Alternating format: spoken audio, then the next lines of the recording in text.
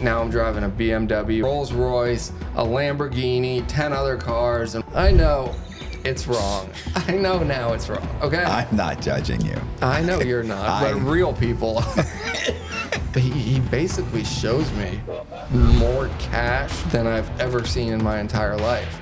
This is when I start having altercations with the police. Before the lights even came on, I knew it was all over.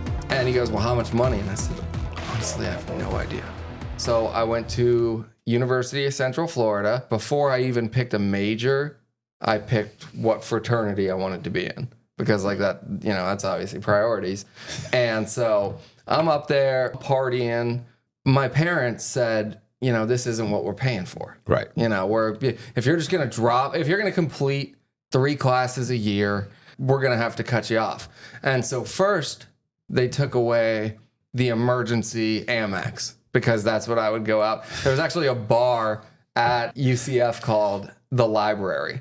And the reason for that was you could go there. I don't know if it's still there, but then you swipe your $40 tab or whatever, and then you could tell your parents you had some overdue books at the library. So, where were you last night? At the library. At the library, I forgot to turn my books in on time, so I owed $30 to the library. So they took away the emergency Amex first, and I mean, I don't know. That's whatever. Go ahead. Does everybody not have that? And I kept partying, but in order to get that money to go to the bar at night, what I started doing was I was valet parking cars for some of my fraternity brothers. A couple of guys that had graduated before me started a little valet business, and it was perfect for me because, you know, if I wanted to go to class in the morning, I could. You got these fine dining restaurants where you set up at 4:30 in the afternoon, you know, for a dinner shift. They start cutting people by, you know, 9:30 p.m. You leave, you got $100 to $200 in cash in your pocket, and you could go right over to the bar. So, I mean, it was perfect. Right. And I kept floundering with my grades. So eventually my parents are like, all right, now it's full adult time. Take your little valet money, you pay your rent, you pay your insurance, you pay your this, you pay your that. And I made it all of like 1 month as being an adult.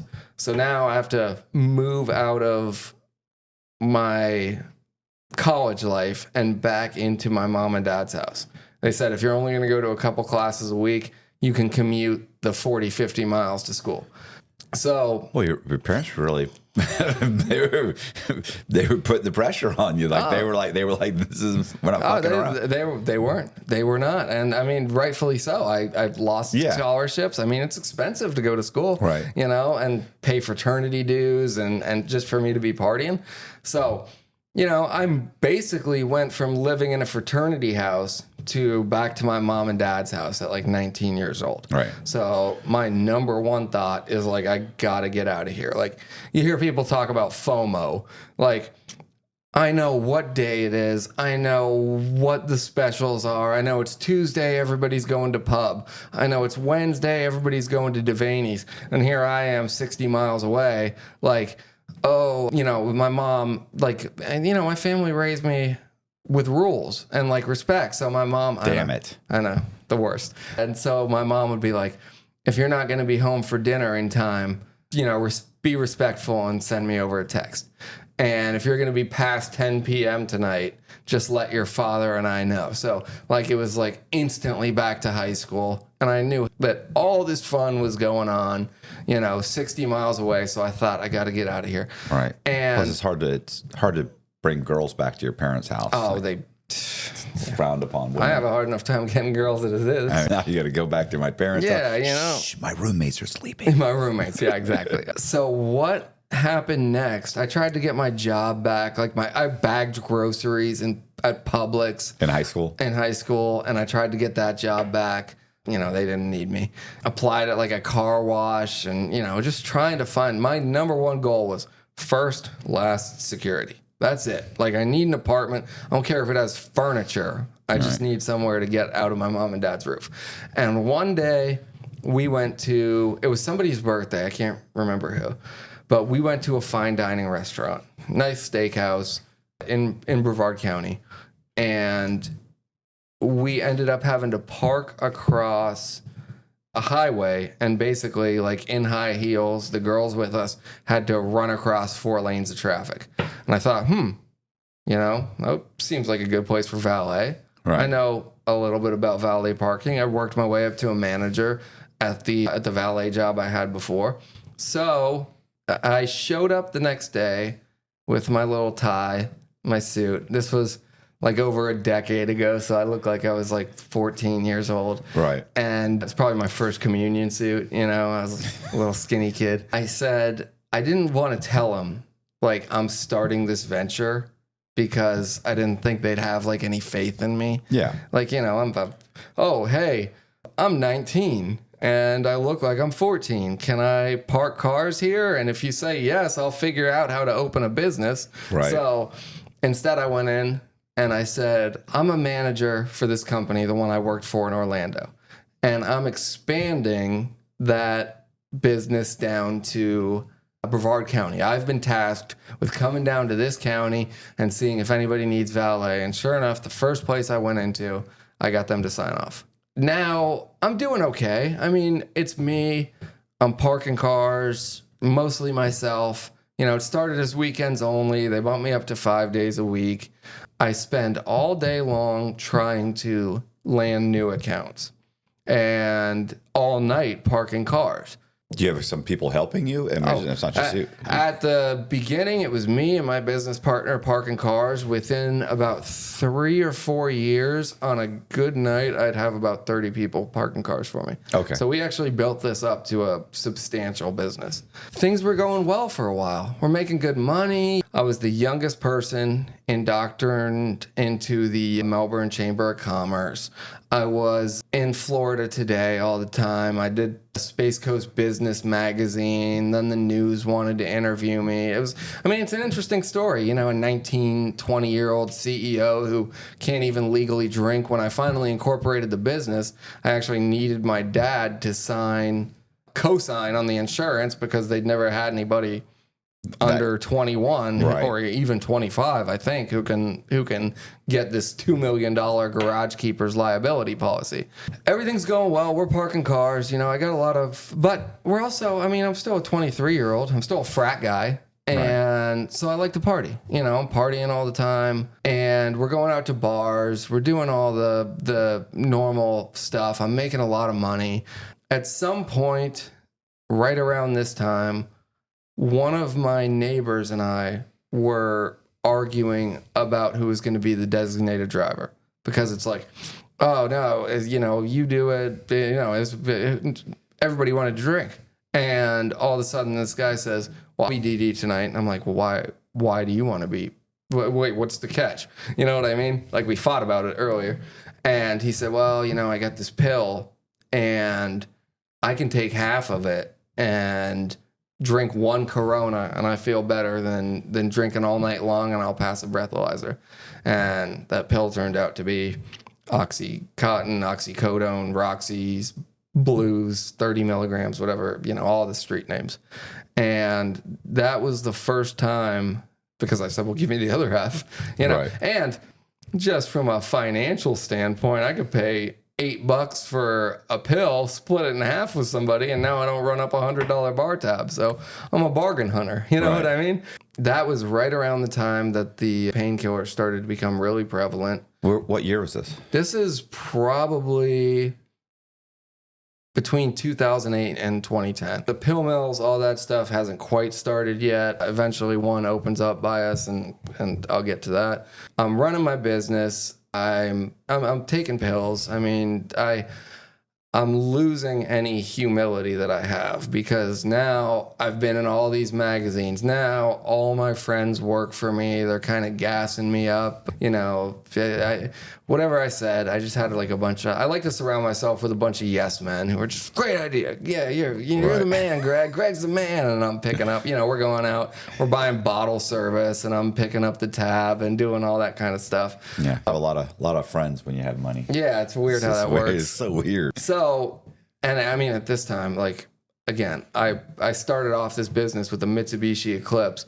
Now I'm driving a BMW M3 I'd like to have a 2-door and a 4-door pretty much at all times, a car to go out in, like a big 4-door, whether it was a Navigator or like an S-Class Mercedes. And then I'd have a little sports car, a coupe, that I drive around all the time, and that was my BMW M3. And the back license plates of my cars always said Par King.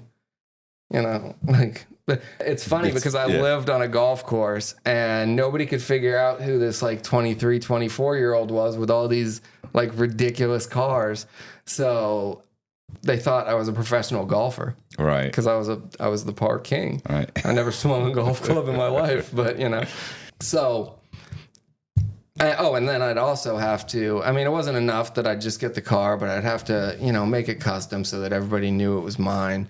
You know, I'd take it in. I had the Snavely Euro plate on the front, you know, those European plates. Yeah. I'd have that with my last name on the front, Par King on the back. I'd do a couple of modifications to it so that, I mean, it was very apparent that that's Greg's car.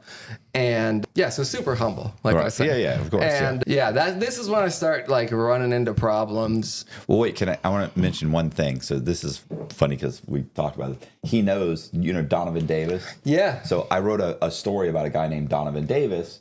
It's called The Gap. It's on my website. Anyway, super good. Really good guy. Yeah, great guy. I met him in prison, got 17 years. But it's funny because he lives in Melbourne. He used to park cars there. He's like, I've been to his house. He's great. He was the coolest guy. I mean, the bread and butter, like when the way the business works is you get the venues and they pay you by the night. So, you know, I had nightclubs, I had a bunch of restaurants, I had like 7 venues at a time. But the real money, like the extra, the gravy, was like these private parties. You know, these mansions that would pay you $2,000 to send 4 or 5 guys out for the night. And what I would do is when somebody wanted a private party, I would do a site inspection. And that means I'm going to send a guy out, or I'm going to go out myself, or I'm going to send a guy, and I'm going to say, hey, where are we going to park the cars? How many people are going to be there? Where are they going to go?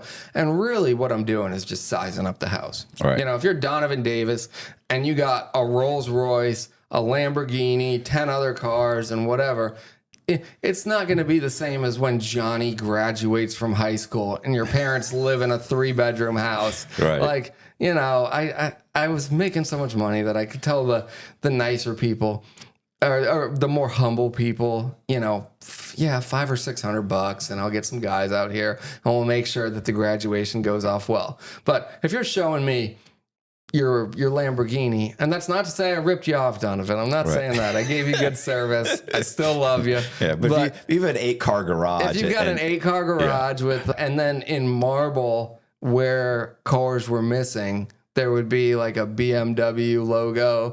And I said, do you jackhammer this up every time you buy a new car? And he goes, I try to keep up on it. He's super funny. He was the nicest guy. He's so cool. So that's kind of how the business worked. And like I said, I had nightclubs that I had people calling me at 2:30 in the morning saying, I can't find the keys to the Mercedes. I can't find the keys to this Audi. So that's at 2:30 a.m. My lunch shifts at the fine dining restaurants would start at like 10 a.m. And so people start calling in sick at 8:45, 9 a.m. You know, they thought we were friends or whatever. So I'm going.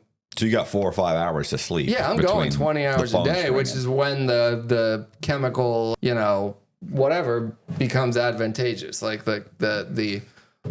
so anyway, that's my justification. I don't know, whatever. But I couldn't do it again today. I mean, at 24 years old, you're so much different. You remember when you could just take 4 hours of sleep and wake up with no hangover and whatever. This is when I start having altercations like with the police, because I'm running around Melbourne like I own the county. I mean, like I said, I'd have 7 venues going, say. I would go around and I would help out where I was needed, and I'd collect money from people, go to collect checks, whatever, from the restaurants. A lot of the nightclubs like to pay me in cash for whatever reason. And, valet is a cash business. So I like to carry and flaunt a lot of cash at the time. And I've just finished my night. I'm leaving one of my venues, and I'm getting on 95 to go back to my house. It's about 9:30 p.m. and I'm going to go home and get ready to go out for the night. So I know I'm clean. I know I'm sober. I know I got nothing on me. And are you already using like pills at this point? Oh, I probably have, but just wasn't that bad. Yeah. Yeah. Like I probably hadn't taken anything that day. At that time, it was more like, a party thing. Right. It didn't become a necessity just to be functional until later. And so I see a guy pulled over on the side, on the on-ramp, and I don't know what I was thinking. He's pulled over by a cop. Okay. And I just thought like I'd give him like a little solidarity. Like, I see you, brother. So I just downshift my car. And like I said, I didn't keep my car stock. I got this M3. My friend Vlad, who I'm still friends with today, he's got a company called Vlad's Autobahn, and he works on, Ferraris and probably Don Davis's cars, like everything. He's, whatever.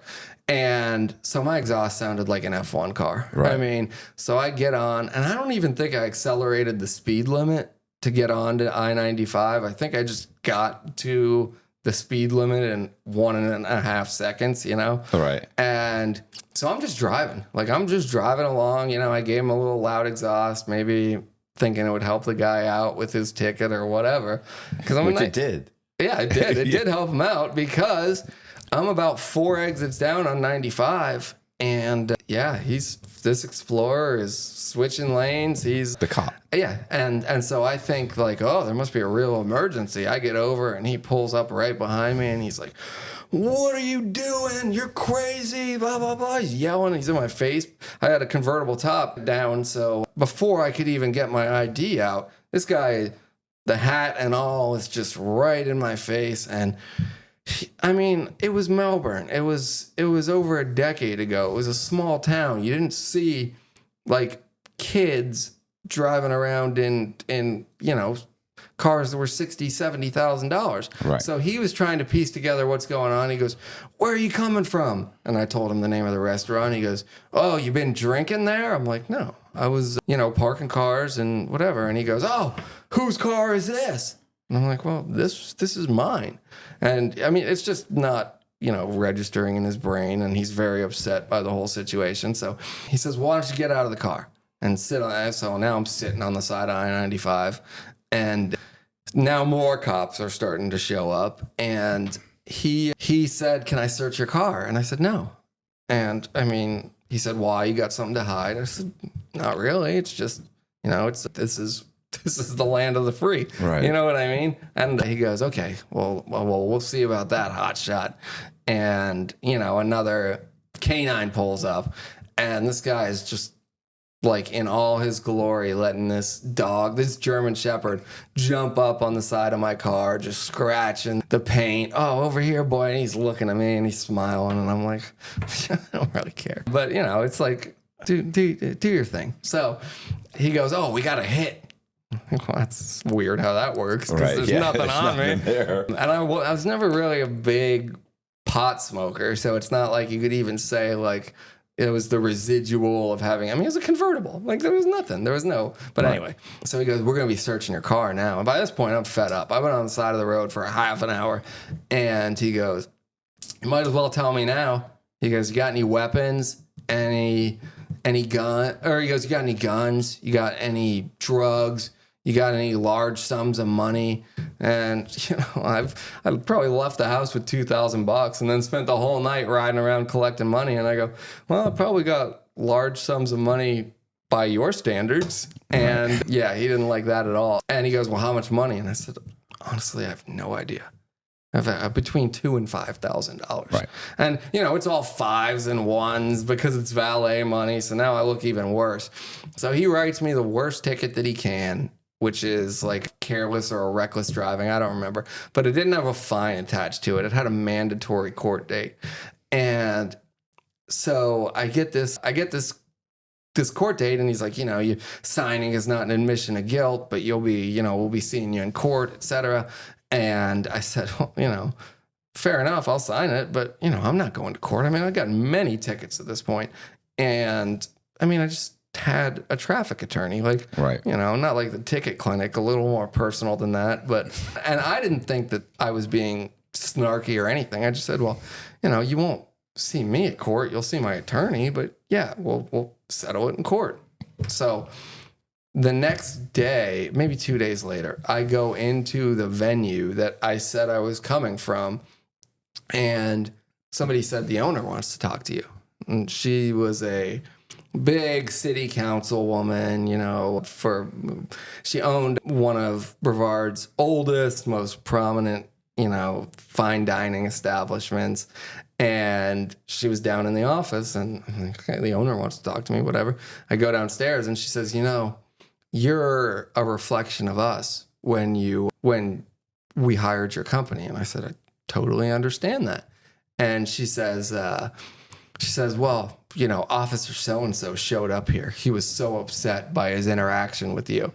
He said, that he pulled you over for driving like a maniac. And then when he tried to talk to you, you were like, I'm not talking to you. I got more money than God, blah, blah, blah. And none of what you said. I mean, I think that was a strong exaggeration of how the interaction actually went. But I mean, maybe I could have been a little more humble. But anyway, so I was now I'm irritated because, like, not only did you give me the worst ticket you could, but you're trying to get me fired or something. Yeah, you're right? trying to ruin. Now you're personally like lying and trying to ruin my life. So I called the ticket attorney and I said, I don't care I don't care who shows up. I want it to look like the O.J. Simpson trial. Right. I want you there. I don't care if they're paralegals. I don't care if they're janitors. Get them all in suits. And I'll pay for it. I want like 5 people in traffic court. Like it's the biggest case of the year. And I want a picture of it. And he did. He got the ticket dropped. He showed up with a whole team of attorneys. And I'm sure that cop still hates me somewhere out there. So so this is just a common occurrence. You're slowly, things are starting to unravel. Yeah. I mean, every time I get away with something, just like anybody else, you get more emboldened. I think you probably know that. Yeah. And I had another police officer who I'd run into pretty regularly. And there was an area where the speed limit was very volatile in the sense that it's a highway, it's 3 lanes, it starts at 55, goes to 45, back to 55, and there's a small stretch where it goes down to a 35. So this guy's niche was like hanging out at the 35. And I'm driving at, 10, 11 p.m. all the time because that's, I work at night. And so I see him 2 times in 1 week. He catches me, going 50 in the 35. Nothing insane, but so first time he comes, he gives me the ticket. Second time, 4 or 5 days later, he gives me another ticket. And he always remembered the parking plate. So he said, next time I see you, the third one's on me, because he kind of tossed the ticket at me and, whatever. So a month or so passes. And what do you get? You get these tickets thrown out? You just pay the attorneys, and you might have to pay the fine, but no points. Because points are a big deal for me. Oh yeah, well points are because I've got this company that I'm the CEO of with this huge liability policy that's kind of based off of my safe driving record. Right. But I mean, it's very, very easy to either take the course or get tickets thrown out if you pay an attorney. It's about the money. They just want the court fines. They just want the fees. And I had no problem paying that. Right. So I'd pay the attorney, I'd pay the fees, and there'd never be points. And so I'm like 20 miles from where this cop and I had our first 2 interactions, and I'm in a different car. This time I'm not in my silver convertible. This time I'm in a white S-Class Mercedes, but it still had the parking plate on it. And he pulls me over and he says, "Oh, hey, Mr. Parking." He goes, "I guess you know the drill." And I said, yeah, go ahead, do your thing. And then right as he's walking back to his car, I'm like, wait a minute. I'm like, you said the third one's on me. Right. And he goes, which is probably like his trademark because Right. he remembered pretty quickly. And I said, you said the third one's on me. And he goes, did I? He goes, yeah.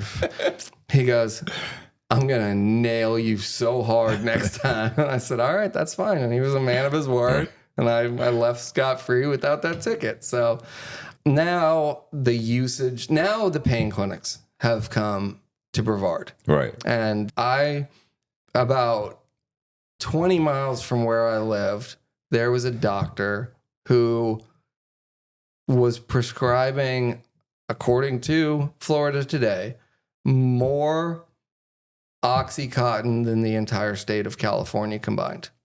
Okay. So yeah, great guy. And, my friends basically said, why pay for this stuff? Everybody I knew was going in there. You get the MRI, and I don't know if he even cared about the MRI, but they taught you how to scrunch up in the MRI and wait for 20 minutes in an uncomfortable position. And the doctor had like a saying. He'd go, I don't even know how you've been getting through the day lately.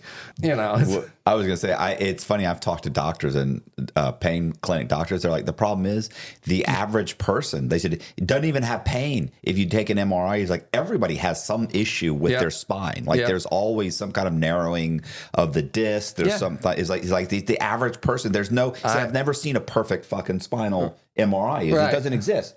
And so if you say, I have pain here, well, pain is also phantom pain in your spine. So he's like, doesn't have to be the exact spot. So if you're saying, I don't know where my pain is, like, I don't know where my issue is in my spine because it doesn't bother me. But if you're 5 or 6 inches close, he's like, we're going to note he's got pain. Yeah. He has narrowing of the discs or narrowing of the joint or whatever. It's like, they're going to put down that he's got an issue here with radiating pain. He's like, you're getting oxys. You're getting issued something. Because everybody, look, even if you have no problem, you don't feel anything. So there's something there. He had a couple of things he liked to say because you could hear him. He was getting people in and out of the waiting rooms. At some point, he told me that he saw 60 to 80 people a day, 5 days a week, $300 to $360 cash, depending on if you had a drug test or not. I don't know what the drug test was for, to make sure you're taking your $20 grand a day, right? Yeah, he made about $100,000 a week, cash only, no credit cards, no insurance, no anything. And now, I mean, once you give me that, I was prescribed 8 oxys a day as a healthy 24, 25-year-old. That is like when the gasoline got on the fire. The business starts to, when you're running a business as a full-fledged addict, and not only that, but now I can get pulled over with this stuff. Right. It's my medication. Right. It's and I believe that. I convinced myself of the fact that I needed this medicine because of my back pain. The doctor told me, even though I knew that's not a doctor. Right. The guy would play himself in his own movie.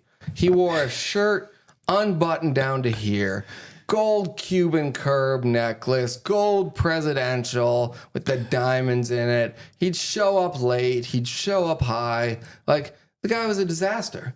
The guy was an absolute disaster. I mean, just evil. You just got like the feeling when you were in the room with him, like, and then he ended up getting arrested for having sex with his patients, some of them being underage, apparently. I don't know his whole story, so I won't go all into that, but he is incarcerated as we speak, and probably as he should be.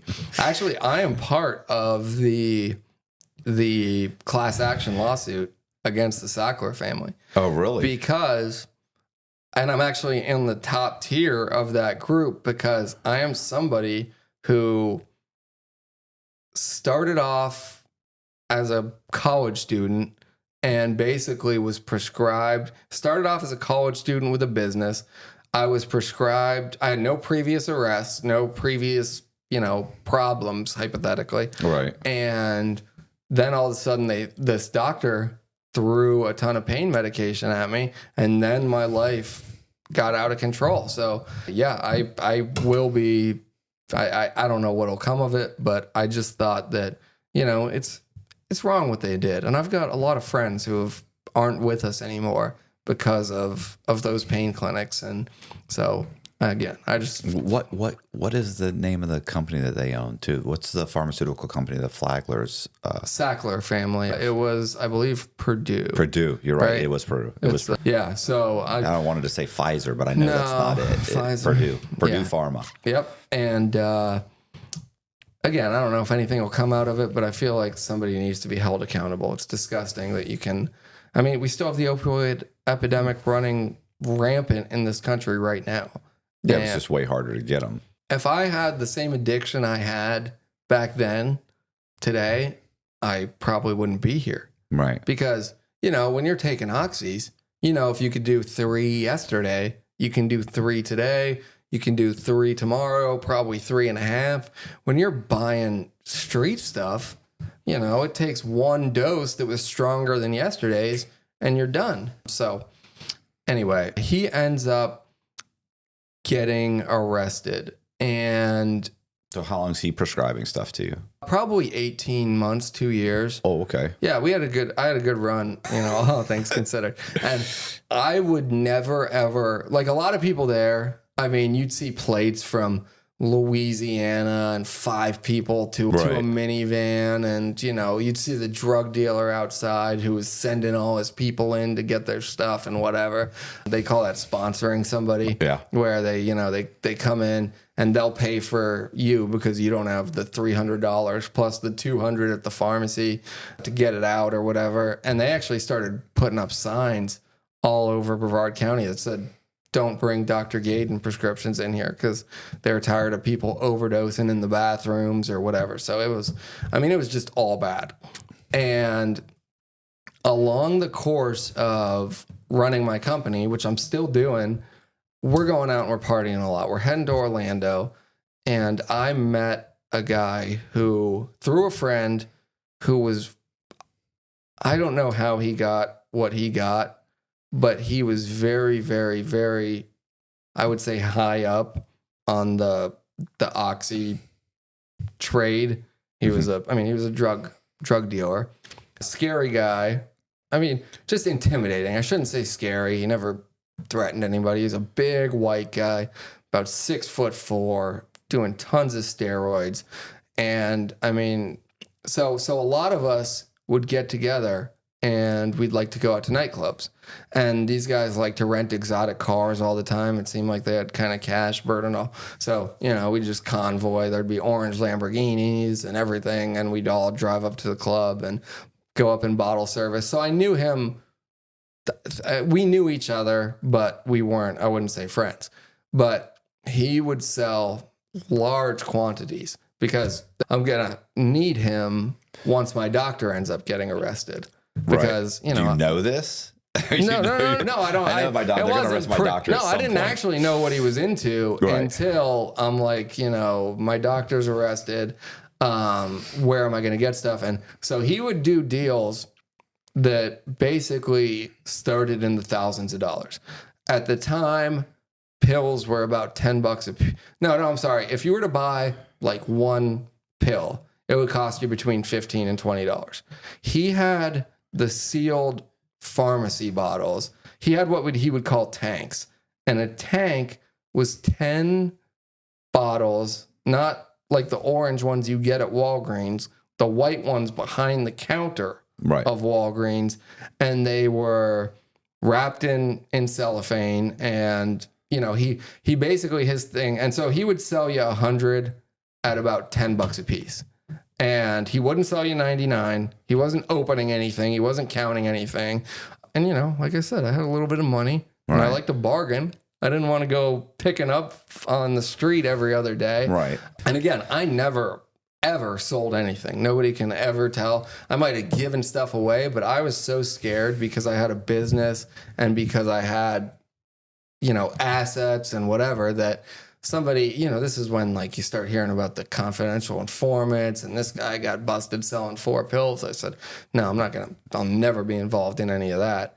I mean, just when the counties were confiscating stuff, like if they caught you selling. Exactly. They caught you I've got a couple of paid off cars. I've got a business and God forbid I give a couple of pills for $20 to a friend, and They take your car. and they take everything. They say the valet company's a front. They say this guy's a huge drug dealer. I'm going to seize all these cars, whatever. Right. So I was terrified of that happening. Never sold a drug in my life. And so anyway,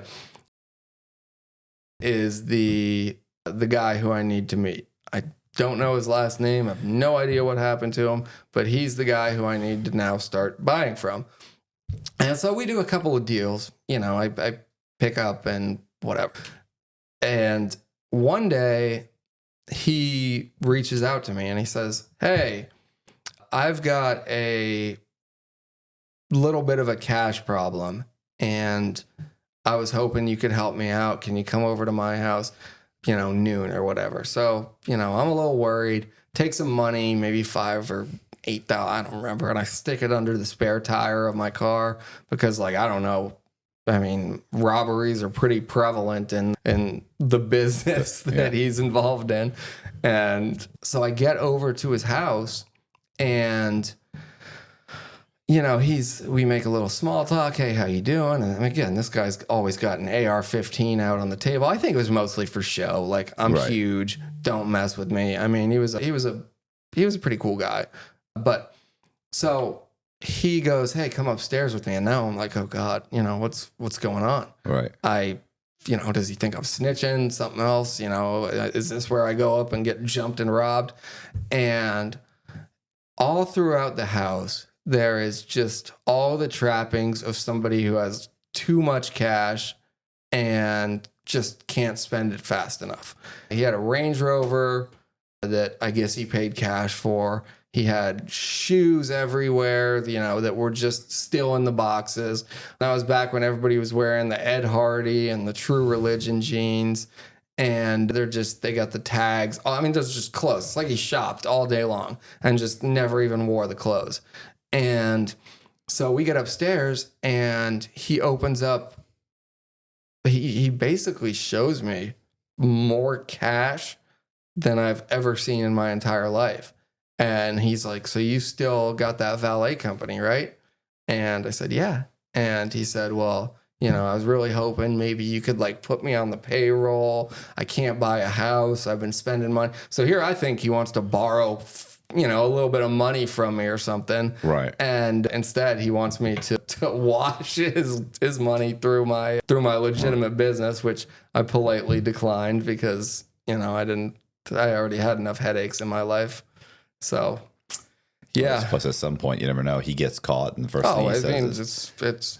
I know plenty of guys that have been drug dealers that have been caught, and then they're like, they get caught, but the government says, "Yeah, but you're getting a check every 2 weeks." And they're like, "Yeah, well, I got this place I go and I give them, this restaurant I give," and now the restaurant people now they're indicted for money laundering. Yeah, exactly. And, I actually did a loan for a guy one time.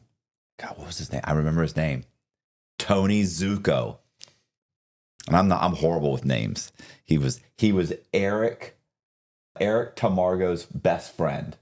Eric Tamargo's the guy that I had go in the bank as James Red. I paid him $1,500 to sign for Was that the guy who you underpaid? Yeah, I gave him $500 and complained, and then next time he wanted $1,000, and you're gonna give me everybody else is taking 50 grand. We're making 80 grand on the deal. But his best friend was Tony Zucco. We did a loan for him, and I remember when Tony Zucco came in to get the loan on a house that was a couple $100,000, but that was 20 years ago. That's probably a $450,000 house now.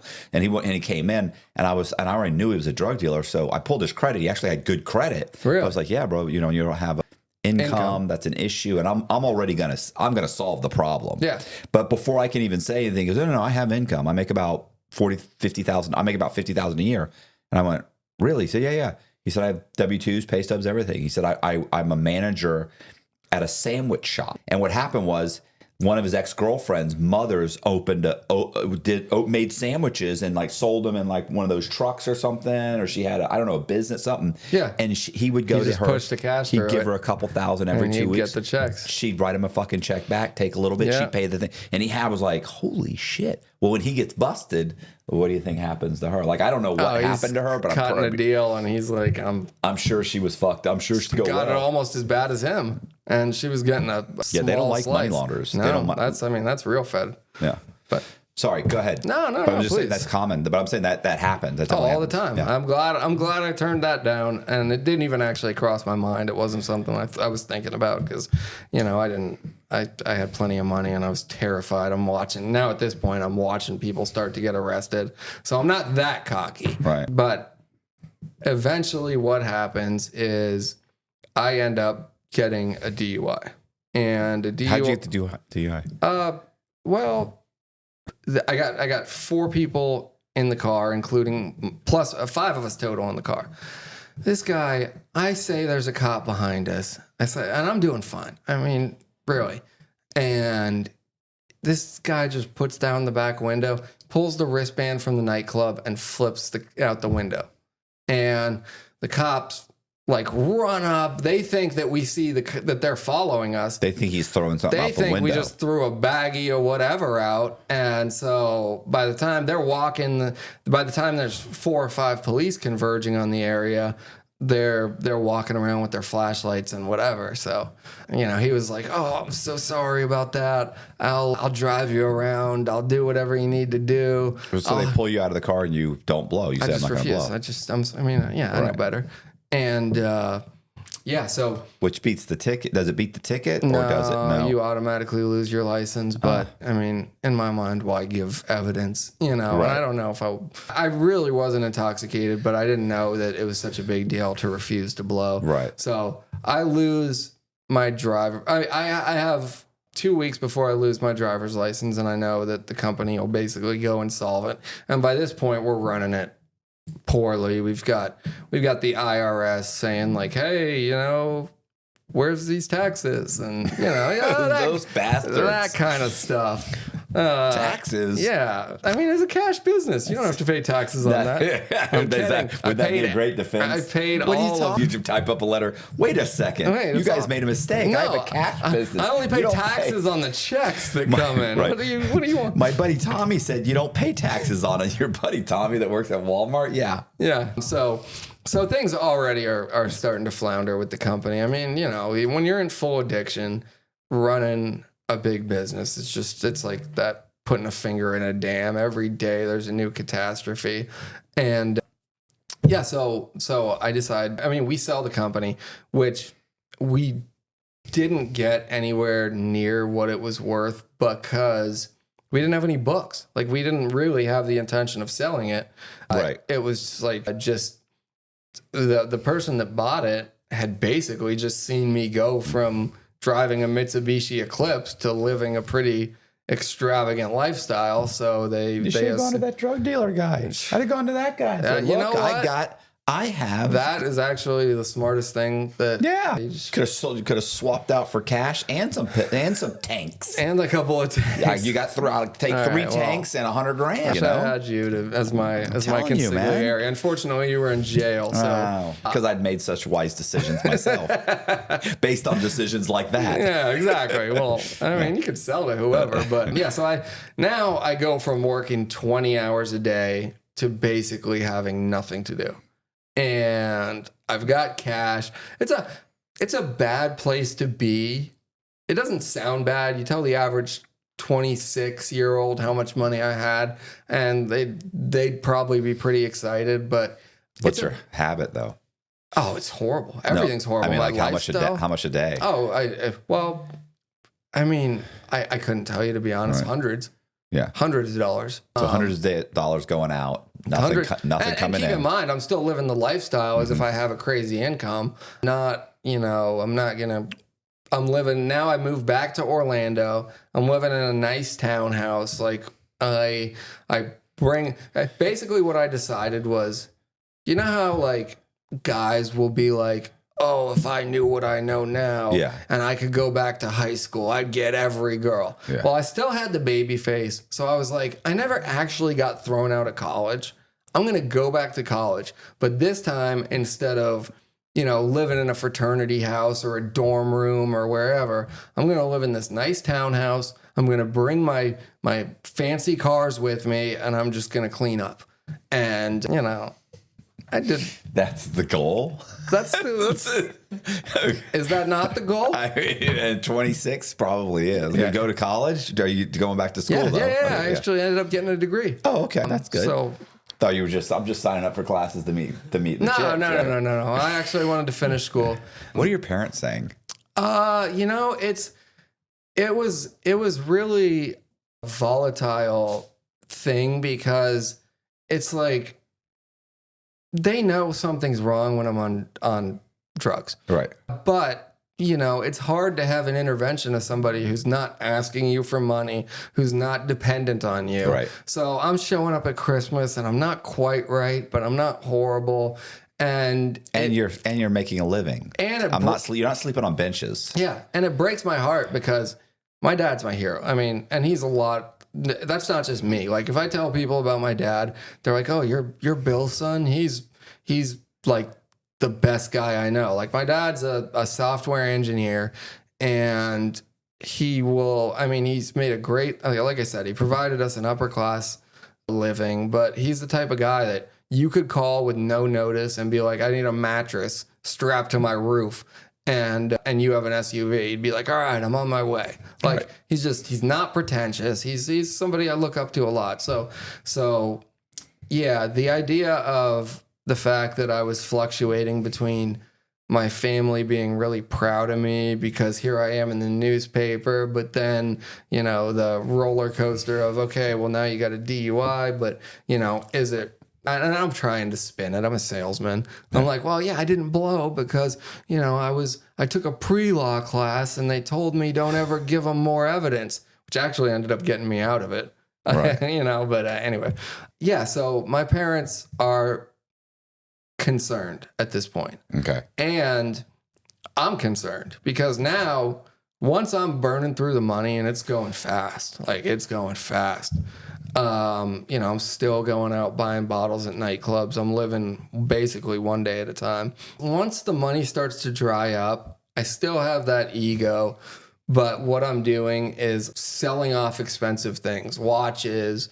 I'm taking the BMW and I'm trading it for a Lexus that's a little bit less fancy and taking the $10,000 difference and surviving for another 3 weeks.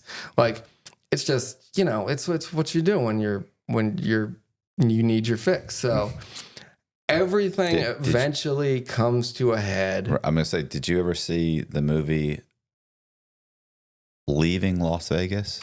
No, I don't think so. Okay. I saw War Dogs. No. No, this is Nicolas Cage. He's an severe alcoholic. He loses his wife. His kid, I don't mean loses like she died. I mean like she takes his kid and just leaves. Like he's not allowed to be full custody, not allowed to be around him. And basically he's lost his job. He's lost everything. And what he does is he takes his paid for BMW. He drives to Vegas. He decides he's going to drink himself to death. Right. And over the course of the 1.5, 2-hour movie, it's the selling off the watch and then this and then That's that 100% and then the what car I was doing. and I mean it's an interesting movie, but boy, it's fucking rough. Well, that's what I was living. Like it was. I mean, now I'm not having fun at all anymore. These are dark times in my life. Like the friends that are hanging out now, they're all starting to get to a certain age where they're gone on and got real. They used to work for me. Now they got real jobs themselves. And then they want to stop taking my phone calls and, just all the stuff that goes along with, because they're like, oh, it's Greg. Like when's he going to get his shit together? You know what I mean? So there's no more parties, anyway. So everything comes to a screeching halt when because I can't afford to buy from Mr. Big Time anymore. Right. I can't spend thousands at a time. So I'm in a little bit of a sketchy neighborhood. We'll call it the projects to Right. just for shorthand. And I get what I need to, and I'm leaving, and I make meaningful eye contact with this police officer who's coming in the other way.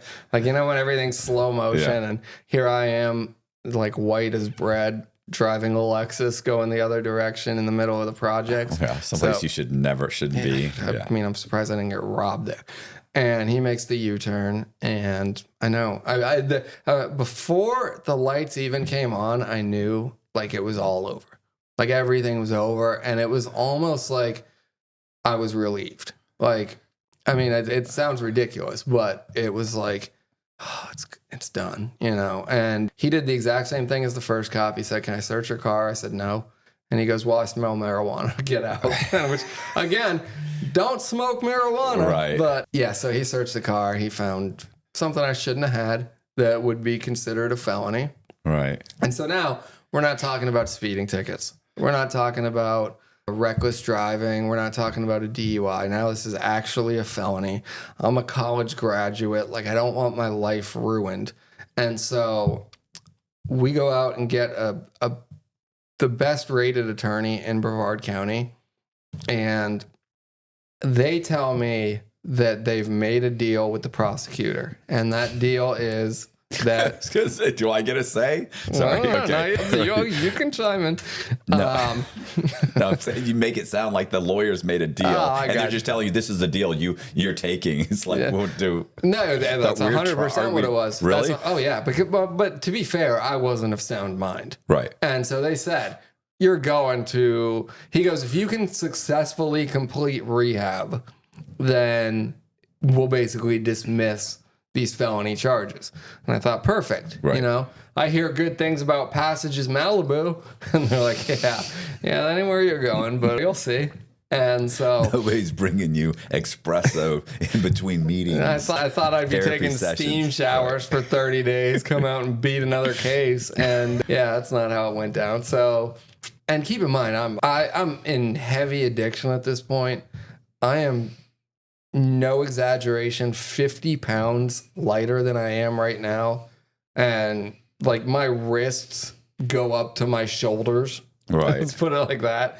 Like super skinny, no muscle mass, white as a ghost. Yeah, ghost white. Yeah, exactly. All of it. My clothes hung off me. And so, I thought rehab would be good for me. So I get to rehab and yeah, it's not what the commercial was, because there is no commercial for where I went. This is like, so I walk in on the first day, and there's like a state sponsored. It's state sponsored. It's kind of, donations. It's this weird conglomerate. Right. And yeah, so I come in from, basically up until this point in my life, living pretty well. Right. Like, nice townhouses, grew up in a nice family, all of that. And this is the other side. Yeah, this is when you get to where you're going to be staying, and there's people working out with the laundry. Right. And there's that is really, they take they'll take laundry bags and a broom, and they'll load up books in the laundry bags pull ups on the bunk beds, the whole 9 yards. So yeah, I get in there. There's 100 bunk beds. No, 50. Yeah, 100 guys, 50 bunk beds, give or take. And I never seen anything like it in my life. Half the people look like they're homeless. Like half of them look like I'm terrified. Like, right. I'm absolutely terrified. I've never seen anything like this in my life. The unwashed masses. Sure, I guess. There was a shower there.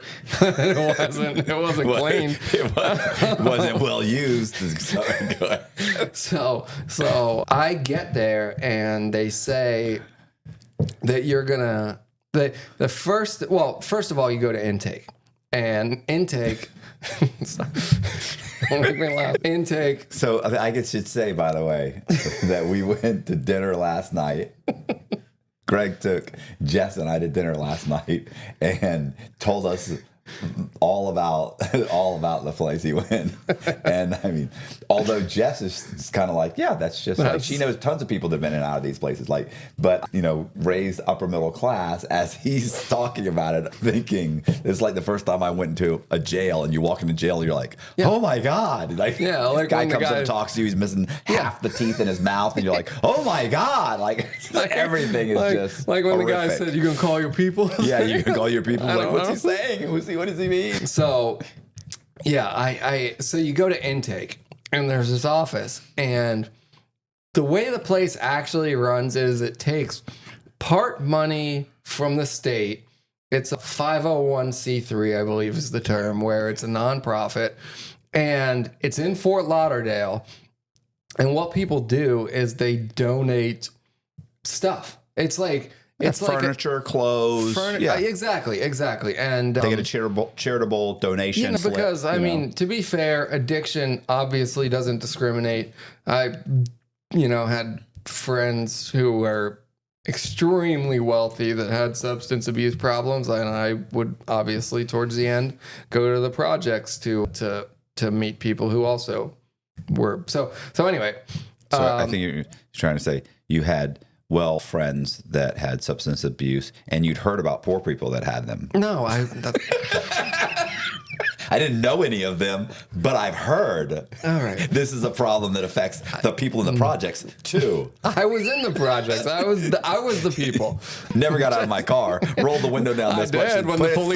I got out of the car when the officer told me to. When there was a police presence, the officer maybe should bring some more patrol cars before I get out. Do you know where we are? This place is dangerous. There's a man that just sold me drugs a couple blocks away. It was terrifying. All right. So I go to the intake, and I have no idea what's going on at this point. I've just dropped. They won't let me bring my own duffel bags in. They made me dump everything out, search it, put it in black hefty bags. And so now I just drop my hefty bags of clothes by my locker, by my bunk bed. And then I go to intake, and basically the guy at intake says, "What'd you do for a living?" And I said, "Well, I owned a company for a while.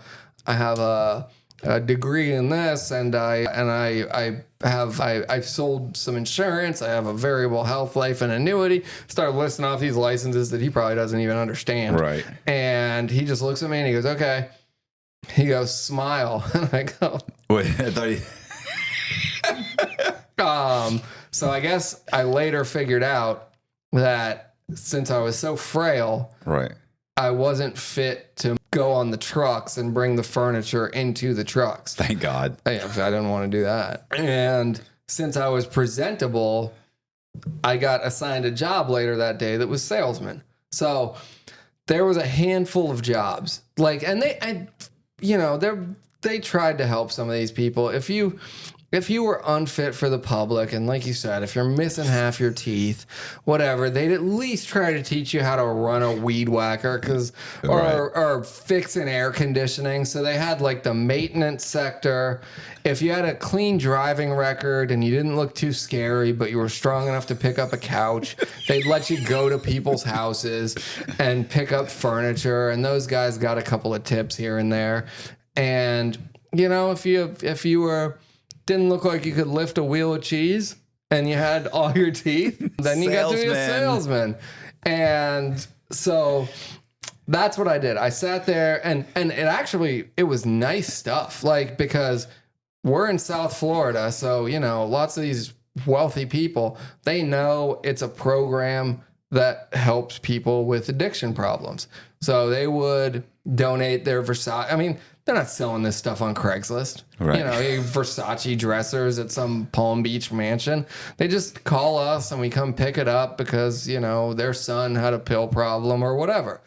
And they get the slip, and they get the little slip. The slip of paper that says, "I donated $400. Yeah. Or $800. Well, I don't think about the world that negatively, but yeah, I didn't.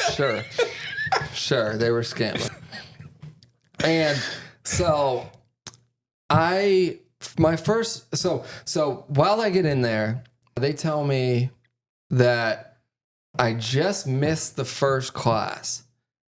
It took 30 people to build a class.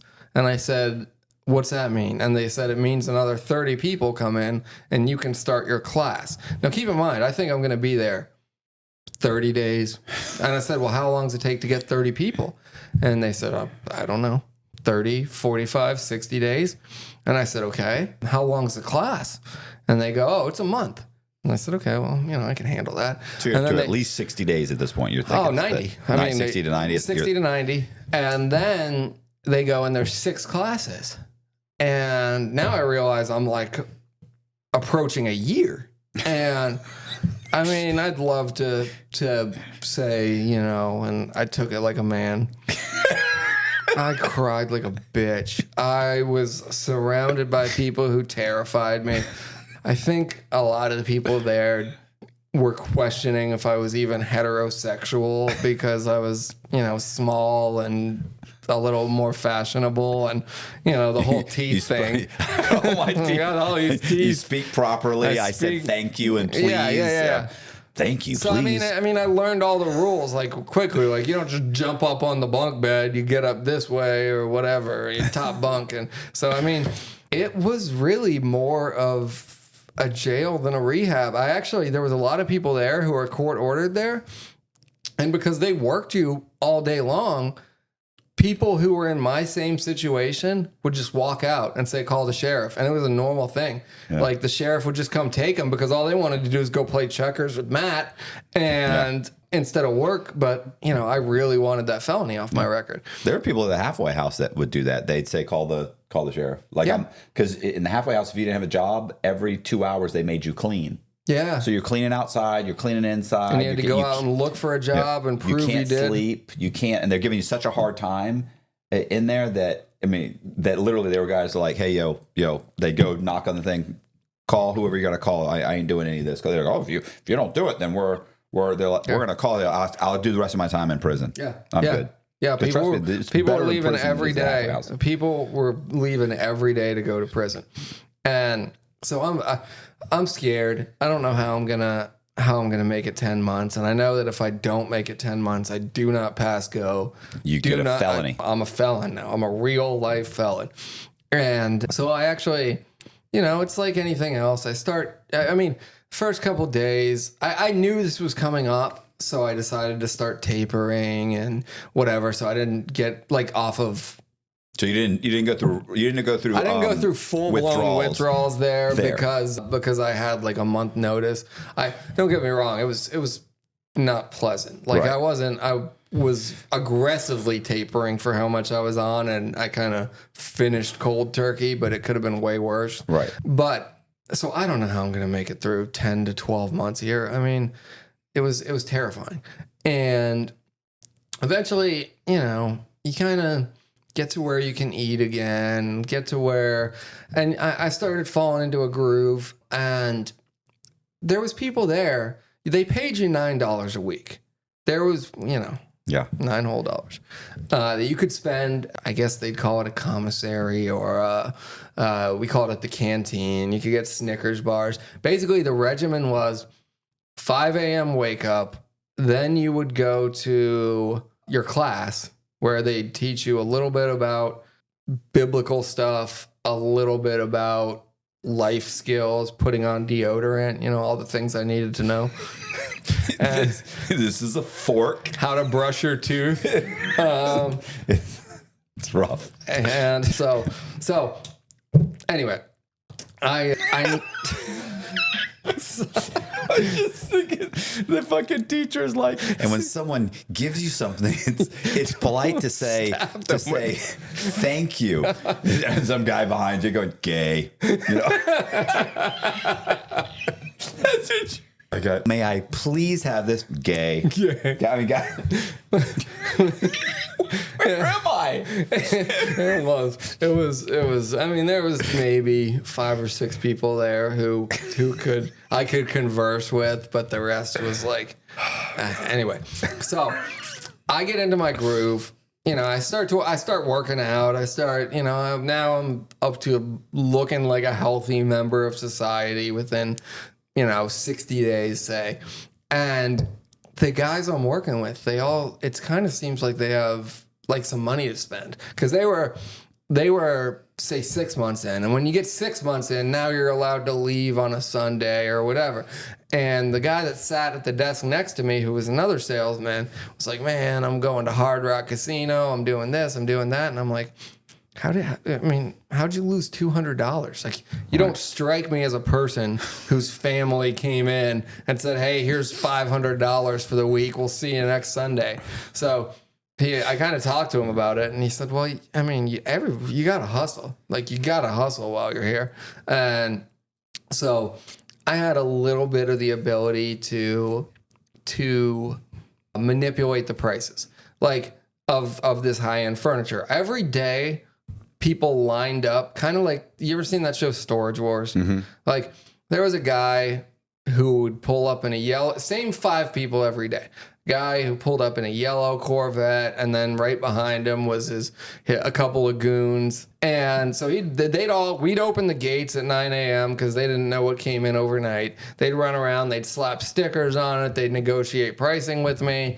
And then, you gave them, I had enough leeway that I could play with the pricing, and they'd give me, a little tip here and there. So I started making some money. And, and keep in mind, this place is not where I want to be. Like, right. The people who are employed by here are relatively abusive, because they're the type of people that graduated the program and then they decided to stay to mess with people. So at 3 a.m., they're turning on the lights. They're like, everybody stand up, locker search, bed search, shaking down mattresses, First time in their life they've had some control. Yeah, exactly. Like, there were nobody outside, and now they come in. So this place is adversarial to me. Like, and I'm not trying to justify anything that I do in the future. I know it's wrong. I know now it's wrong. Okay? I'm not judging you. I know you're not. But real people. The non-sociopaths. Yeah, thank you. They're judgmental. Yeah. Don't be judgmental. It's wrong. And it was a different time. Different time. Different time. Everybody's grown since his experience. Thank you. So the way the checks and balances there worked were, because I was, getting $20 tips here and there. You came, you bought some furniture from me. I wrote you up a little carbon paper, and then you took it to a cashier who had never been involved in the program. She's behind glass, and she was a big girl, and I'd go up and try to talk to her and say, like, girl, hey, you look pretty today, and she'd heard it all. So I thought maybe having teeth would buy me some favor, but so she. Okay. So she. All right, serious. So, hey, sweetie. So how you doing? So, checks and balances. I write the carbon copy ticket. They take it to her. They pay, and then they get a receipt stapled to it from her, who is not an addict as far as I know, has never been in the program, is somebody who's getting X amount of dollars an hour to just ring people up for what we say, for whatever I priced them for. So they pull around the back, and then the loaders look at the ticket. The loaders are the guys who are a little less presentable, a little bigger. They can strap a couch to the top of a Suburban, and they get their $2 or $3 tips. And so in my mind, I say, how can I need to find what happens to those tickets after I write them. So the loaders would just take them all and shove them in a box. And you got 3 smoke breaks a day, which was a big deal. If you cause somebody to miss their smoke break, they're fighting. Yeah. Keep in mind, I'm trying to survive. Let's just put that out there. So when smoke break got called, I went to see where all the tickets were, and I had been writing pretty generic tickets of, 4-piece dresser set, nightstands, mattress, whatever. So then I went and took them back out and I put them in my little filing cabinet. So now I don't need the cashier girl anymore. I can directly sell to whomever. Right. Again, not justifying it. That's just what happened. And so 90 days, maybe 120 days, I was crying in my mattress. I was scared how I was going to make it through this place. And, and now at this point, I got people coming to me saying, hey, Greg, I met me a little female when I was out there. And, I was hoping you could maybe float me $40.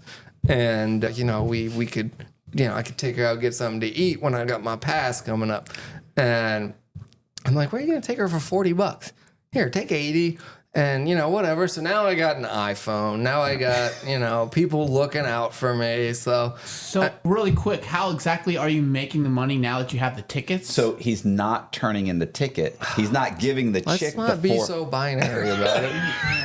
He's not handing the ticket, the $400 ticket. The guys just pay him $400. He gives a $400 ticket to the guys that load up the furniture. So he's cutting her out. So they just pull around the back. They might ring something up from a different section, like a t-shirt for $1.50, so that everybody sees them at the cashier window. But they got a ticket, and the only thing that's wrong is the receipt date, which these guys aren't checking. These guys aren't checking. They're checking. Oh, get this. Okay, we'll grab that loaded up. Well, yeah, they say. They don't know about which dresser set, Greg? I pointed out. I've got a red sold tag on it. Everything's good. And not a high-tech operation. No, and I mean, again, I'm not trying to justify. And you feel bad. I know you feel bad. I know last night. I actually do. I know. I feel bad. I feel your pain. Listen, we got people on that campus who are living in mansions. Like, this is big business. So the way I see it, I wasn't taking. You were sticking it to the man. No, I mean, I was trying to get through my 10 months and whatever, and comfortably as possible. They're using you as slave labor. $9. So, I was spreading it around. Like, if you're on the lawn crew, you can't God's work. God's work. All right. I hear you. I'm with you. God's work. God's work. Good. I'm going to hell. Okay, so anyway, I get through that, and I barely got through it. Barely. But no, I am helping people out. Like, if you're on the lawn crew, you get your $9 a week. You spend it all the first 4 days. I'm giving you $10. People catch me with an iPhone. I mean, it's kind of like you talked about with the guy who took his $1,500 and you're making $80,000. It's like, hey, yo, I seen you. And I feel bad about that. Yeah. Well, whatever. Don't lump me in with you, Eric. I feel bad about that. I feel bad about that. So, these people are like, hey, yo, the authority figures. I seen that you had an iPhone you were looking at under the blanket last night. And I'm like, oh, okay. Well, what are we going to do about this? And it's like, well, I think $20, $30 would be fair. And I'm like, 30? $30? Yeah, so, I make $9 a week. I always had a pocket with like a small amount of money, and then like a couple of loose 20s in case somebody needed. But anyway, so I do get through the program. I graduate. And again, obviously, I still haven't learned a lot at this point about ethics or morals. This was what should have been my wake-up call. That's the last class at the. I graduate. Oh, did you? So they didn't. So morality wasn't one of the classes. So the last class is toothpaste. The last class was toothpaste. Morality comes in a minute. So okay, if you'll hang tight. So I leave there. I go to a halfway house. I've got a car that I had before I went in. I got a little bit of money that I left with the place, and I don't know what else to do. So I become like a bartender at a nightclub, which is the perfect place for somebody with debilitating substance abuse problems. But in my mind, I got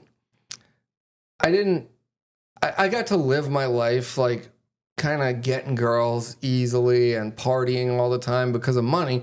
If you take away the money, like, what's the funnest thing I can do if I don't have money anymore? So I go bartend. I'm still in my 20s. I look, I was having a good time. But I wish, believe me, I wish leaving that program was the last time I ever picked up a drug or a drink. But while I was bartending, again, I was in my late 20s, and one of the girls, they made a joke, and I don't know why it stuck with me, but, the girls working there were all 22. There was hostesses, it was whatever, and everybody was in their early 20s, and then there was me. And, I mean, if you just look at all of us, it doesn't, stick out like, hey, that guy's older. But, they were kind of in jest calling me, Grandpa Greg, because they knew 30 was coming up. And when 30 comes up and you work in a nightclub, basically you got two options. You can be the sad manager who, if you want to switch your shift with Jessica on Wednesday, you better get me to initial making, 40, 50 grand a year. Or if you want to keep making your $200 a night, then you just go to fine dining. And while I was at the club, there was a couple of guys who would come in all the time, and they were what I thought were high rollers. They had, Rolexes and the fancy Gucci belts, and they valeted their BMWs. And I said, what do you guys do? And they said, oh, I work for BMW. I'm like, oh, it didn't even cross my mind. They were just car salesmen. Right. I was like, oh, so you design BMWs, you do this, you do that, and they're like, no, we just work at the dealership up the street. And I said, we became kind of close. Right. They'd come blow their paychecks every Friday. They were like weekend warriors. Friday, Saturday, they'd come, buy some bottles. And so I said, well, do you think you can help me out getting a job at the dealership? And they said, no, come on in. So I go in there, and the sales manager, I put my suit on. The sales manager just won't talk to me. I'm 100% out of the service business. I want better in my life. I don't want the highest achievement that I reach as a full grown adult to be server. Not that, there's nothing wrong with that, but I wanted more out of my life. And so I wait 6 hours at the dealership. It's this big 2-story BMW dealership. Dick. And he didn't care. I think it was a test, if anything. Right. So then he brings me into his office. I give him the hard sell. I've always kind of been all right at persuasion. And I'm like, listen, I don't have any experience, but listen, I'll be the best. I promise. Give me 6 months. I'll work harder. I'll work for free. I'll come here for 2 weeks and you don't have to pay me anything. And he goes, you know what, kid? I'm going to take a chance on you. And he reaches out and he shakes my hand. So I got a name badge. I work at BMW now. I go out and buy suits I can't afford. I quit my nightclub job. And on my very first day there, the general manager of the place looks at me and he goes, who are you? And I go, I'm Greg.snavely, sir. And he goes, and where'd you come from? And I'm like, oh, I kind of give him a roundabout answer of, well, I live over here. And he goes, no, what dealership did you come from? And I said, well, this is my first car sales job. And he goes, well, I hire salespeople. I don't train them. It's been nice knowing you, Greg. And I was fired within 20 minutes of my first day. Dick. Yeah, he was a dick. Coconut Creek BMW. Thanks for that. So I had the easy option would have been to go and get my job back. You just go to the manager, the guy that hired you, and said, hey, motherfucker. Dude, I was gone. This guy's the top of the top. He was like, bye. And I wasn't fighting for that job. This was a 2-story BMW dealership. They had Lamborghinis there. If this guy doesn't want me there, it's going to be a bad place to work anyway. So I was like, well, the easy thing to do would be get another service job. I'm still living in Fort Lauderdale. A bunch of guys at the club and me rented this big party mansion. And, there was 8 of us to one house. And I never even had a key to the place. It was always unlocked because there was always a bunch of people there. And I decided to load up all my stuff. And instead of just going back to being a server, being a bartender, I went back to my parents' house again. And I said, okay, I need sales experience. So I'm going around everywhere. I put my suit back on and I end up getting a job at a mattress store, and I'm making $600-700 a week to sit in a store. Hey, you guys, you ever heard the term cool like the other side of the pillow? Listen, this pillow is great. It's called Ghost Bed. I personally have used one of their pillows because they make pillows, they make mattresses. I've actually slept on this pillow for the last few nights. It's a great pillow. Actually, I slept so good, I believe that there's a little bit of slobber right here. So I'm going to take this out. I'm gonna take this off because that's disgusting. But listen, the pillow is made of this really, really cool fabric, and the cushioning is amazing.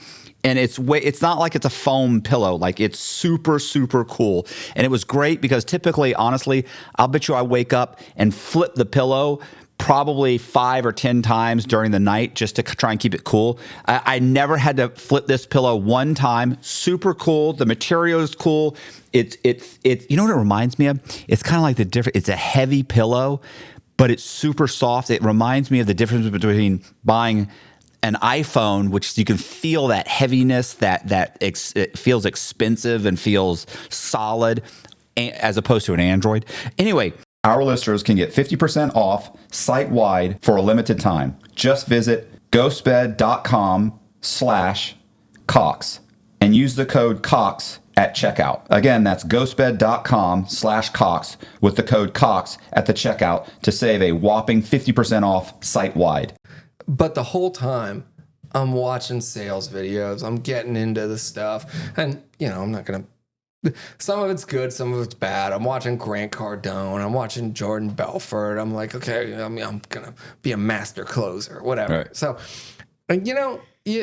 about those programs, like, I don't agree with everything Grant Cardone's. I don't agree with anything anybody says. I watch your podcast. I don't agree with everything you say. You like to judge me a lot of the time. Hard to believe, but Zig Ziglar? Yeah. You got to like everything Zig Ziglar Yeah, says. but that's He's great. That's antiquated, bro. I understand, but he's wonderful. He's still good. He is good. Still good. He's good. Zig Ziglar, he's like the original. My dad bought me a book from Zig Ziglar when I told him I wanted to get into sales. And my mom, God bless her, I love her, she's great, but the idea of me being a salesman, that was like a bad word in our house. And she's like, my dad's an engineer. My sister's a teacher. Like, I'm a salesman. These are professions. Yeah, and so she's kind of like, oh, so you only get paid if you sell something. Okay. And anyway, so I keep working my way up, and I end up moving to a different mattress company, and then I become kind of like a top performer there, and I become the guy that they dispatch to. There's a mattress store on every corner. Like, if one's performing poorly, they'll send me there and say, is it the area or is it the salesperson? Yeah. So I'll go there and I'll be like, oh no, the salesman's just weak. I did $20,000 this week out of there. Right. And I just keep moving my way up. I go from mattresses to furniture to a bunch of different, and one thing I learned is, with the exceptions of necessities, the higher ticket, like necessities being cars, mattresses, basically everything we talked about before, the higher the ticket, the higher commission you tend to make. Right. And I'm still a salesperson today. I believe that if it wasn't for persuasion, I wouldn't be where I am today. And to backtrack a little bit, while at the mattress store is when I met my wife. Best thing that ever happened to me. I mean, she's the love of my life. She's, we've been married for 5 years now, together for about 7, and I think she's more beautiful than the day that we met. So it's horrible, bro. This guy, listen, very complimentary. All the things that I'm not. Like, very complimentary to Jess, oh, you look nice. Oh, this. Oh, that's not. Oh, very, it's just very a ladies' man. And so, like, Jess, he's saying stuff, and Jess is looking at me like, you hear this? You hear how polite he is? You hear, oh, you like my outfit? And immediately looks at me, and I'm like, yeah, it's all right. It looks good. I said it looks good. You didn't say it looks good. I even walked out in my heels and showed you, and you said, heels again? I told you I hate it when he wears heels. Come on. This is a giant. She's already my height. She puts on 4-inch heels. That's why you don't like You're the giant heels. now. You're fucking towering over me. Don't let your She's already insecurity aggressive. take away from your lovely... See? Your lovely wife. That's not good for me. It didn't help me at all. Listen. I had to hear about that all night. Really? It's very nice. He's a very nice person. He's not a nice person. I'm a He's nice not. person. Don't take it back. And so I meet my wife, and at this point, we're doing pretty well financially. You know, we'd always talked about when we first started dating, getting a little place on the beach. So we just achieved that. A little condo, you know, you walk downstairs 2 minutes, you're in the sand.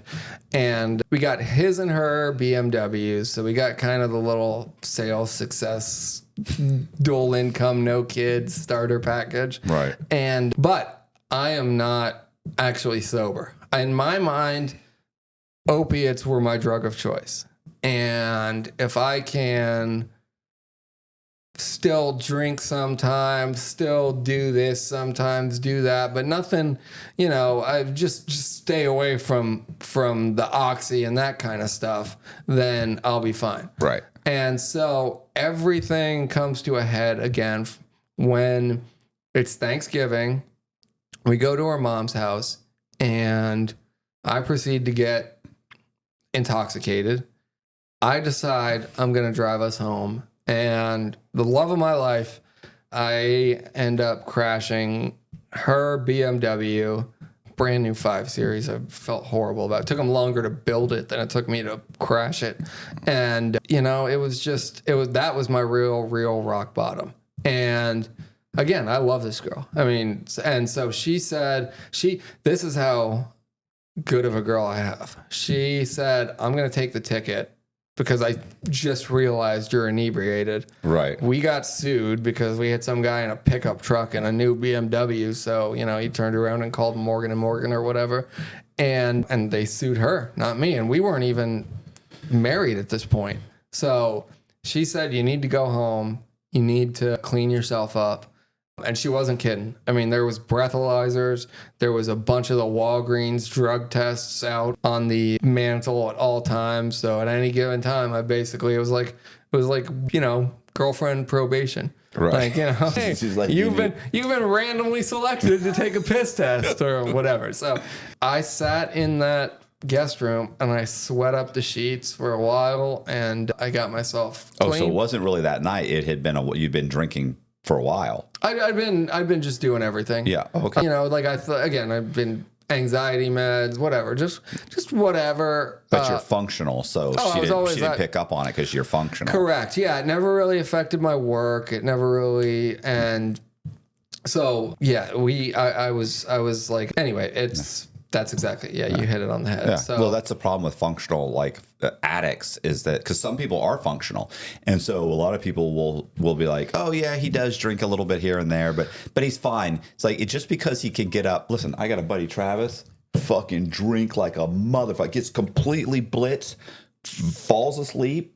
He will wake up at 5 o'clock next morning, boom, ready to go. Yep. Going to pick up the guys. I got to be there at 7 o'clock. I mean, it's like the problem. You were stumbling down drunk the night before. Right. Perfectly fine. The problem with the problem you run into with drugs, because I mean, I was on a lot of drugs when I was running my company, and if you would have asked the people I was doing business with, they had no idea.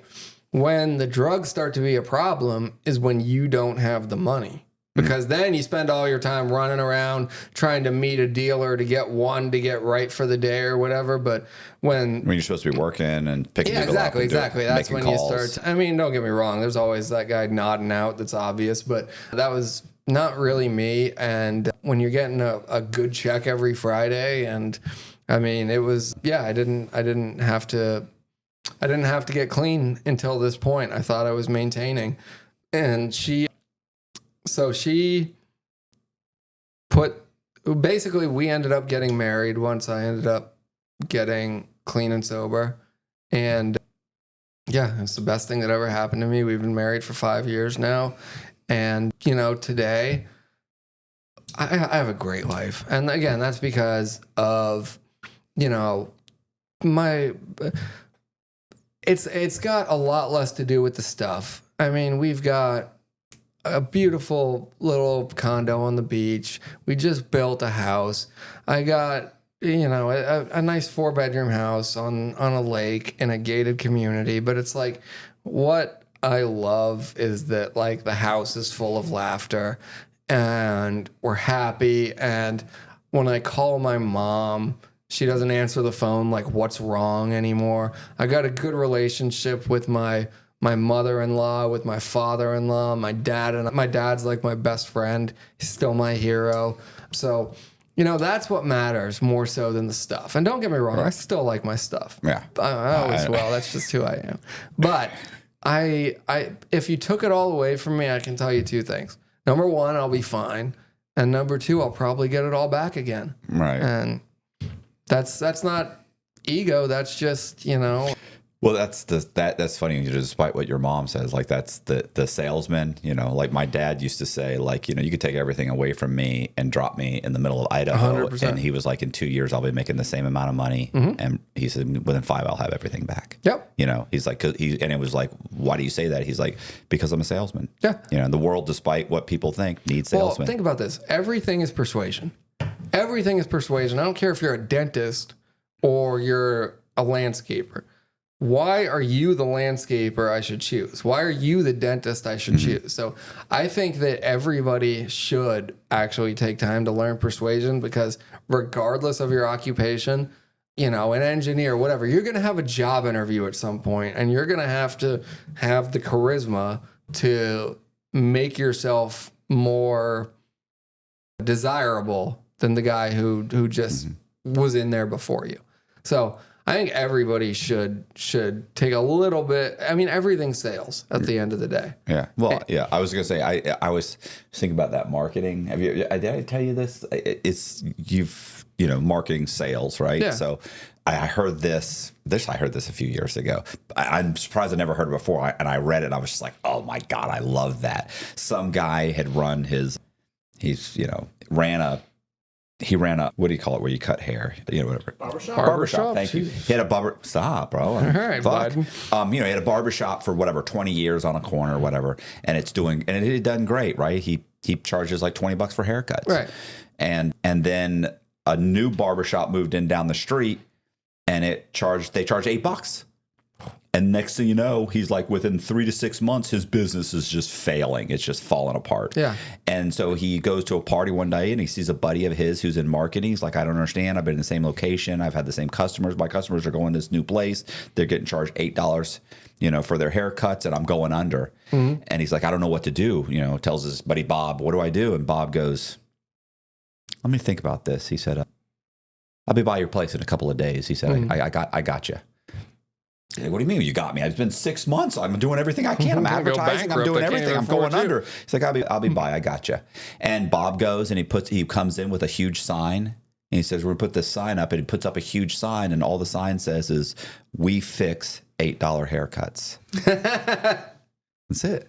You know what I'm saying? Yeah, it's like sometimes it's that simple. I tell you what, I'm not getting an $8 haircut. Right. Wow, how perfect is it though, right? Yeah. Like I just took your entire advertising and now you're advertising for me. That's it. It's over. I love it. Yeah. So anyway. Yeah. Well, that's the whole story. I guess the last thing I'd like to say is, I've been in a way to hell and back. I mean, there's nothing. And if you're out there, if you're at rock bottom, I mean, that's actually a great place to be. Like rock bottom is beautiful. And you don't know that when you're there. Right. But that's when you realize there's nowhere to go but up. And that's when you start to get the mental clarity that you can do. Like you start to reflect on all your bad decisions and the anxiety and all that. But you realize how many things you could do different, and you realize what's important in life. And if anybody out there is struggling with addiction or anything, you can literally reach out to me and I will always respond. Like I did a article for a company called The Addict's Diary, and it ended up getting like 10 million views and a couple 100,000 shares. And like 20 hours a day, I was responding to people's DMs because they just didn't. And I'm not a counselor. I'm not a trained professional.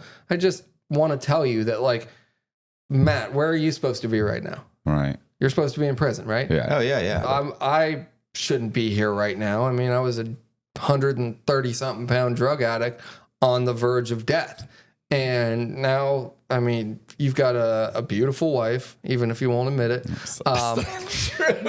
I don't say that. I've got more than I deserve. And, you know, recovery and all that stuff, it really is possible. So if I can do anything for anybody, reach out to me. You know, Instagram or my email. Greg.snavely is my Instagram. And